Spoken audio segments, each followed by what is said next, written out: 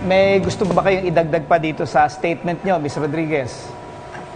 Sir, mawalang galang na po. Pero sana bilis-bilisan naman natin ang kilos. Damputin niyo na yung Ronaldo Castillo. Aba, baka mamaya gawin niyo pa sa ibang ba yung ginawa niya sa anak ko.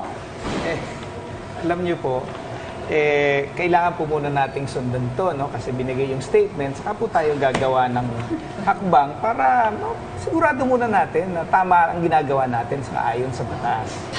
Dami namang mga kung ano-anong gagawin. Sinalbahin na nga yung anak ko. Sorry, nalate ako. Okay lang.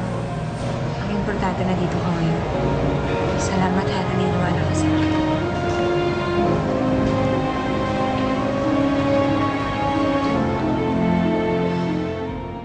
Sir, ano ba? Kanina pa kami naghihintay dito. Inaresto na ba yung Ronaldo Castillo yon? Ha? Mayaman yun, mamaya lumipad, umalis ng bansa.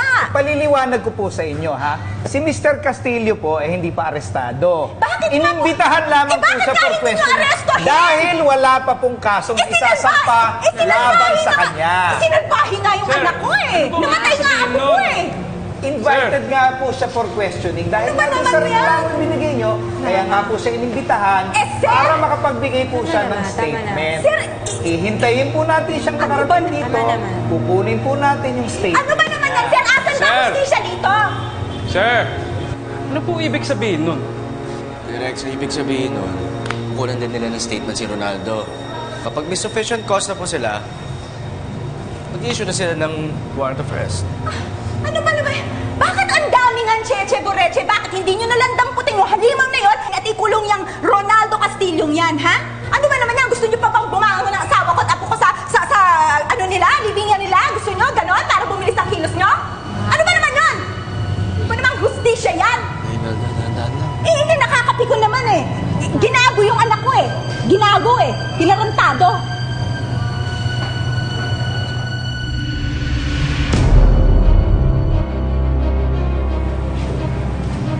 O ayan! Ayan ang demonyo! Pakita rin!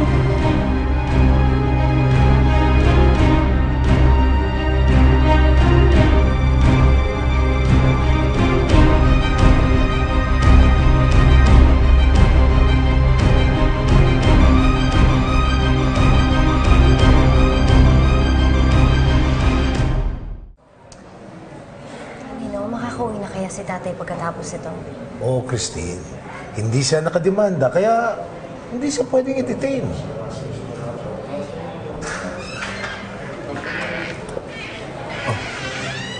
How are you? Tayo, okay lang kayo? Yeah. They wanted my side of the story, so sinabi ko sa kanila ang lahat ng totoo. Na walang katotohanan lahat ang binibintang sa akin ni Joyce. Ako pa ngayon ang sinungaling. Nandun ka! Puinersa mo ako at dahil doon nawala ang anak ko! Tapos ano, nakita ng gwardiya ang lahat? Anong ginawa mo? Pinapatay mo rin siya? Hayop ka! Paano mo nasisikmura lahat ng kahayupang ginawa mo? Miss Rodriguez, wag mo kayo gumawa ng eksena dito. Alam mo, Joyce, I feel bad about what happened to you and your baby. Baka naguguluhan ka lang. Ha? Baka nakakalo-halo mo na lahat ng memories mo dahil naging baliw ka noon. Magaling ka na ba? Ha? Baka epekto pa ito ng sakit mo. Hindi totoo yan, ha? Wala akong sakit! Huwag mo akong babalik na rin, hayop ka! Officer, pigilan mo ang complainant from harassing my client. Otherwise, siya ang sasampahan namin ng kaso. Kapal na ng mukha niyo! Ako bang kakasuhan niyo? Hindi, ikaw ang makapal ang mukha kanina kapag sumusobra ka na. Kapag sinaktan mong tatay ko, ako nang makakalaban mo. Christine, bakit ka paniwalang-paniwala dyan sa tatay mo? Hindi mo kilala yan! Kita mo yung pagmumukhang yan? Mukha yan ng kriminal! Kriminal yan! Mamamatay tao yan! Hindi kriminal ang tatay ko dahil ikaw ang kriminal! Ikaw ang baliw! Ano mo kailangan mo sa amin, ha? Bakit mo sinasaktan ang pamilya ko? Anong kailangan mo? Pera? Sa tingin mo, pera? Isaksak mo sa baga mo yung pera niyo! Alam mo ka mo, sumusobra ka na! Panak ka na sa tatay mo, Violente! Magulo kayo pareho sa kulungan! Ikaw mo siya! Huwag kang makailang dito, ha? Sir, napagbigyan na namin ng request ninyo for questioning. We're done here. Kung itutuloy niyo ang reklamo, magkita na lang tayo sa piskal. Let's go. Let's go.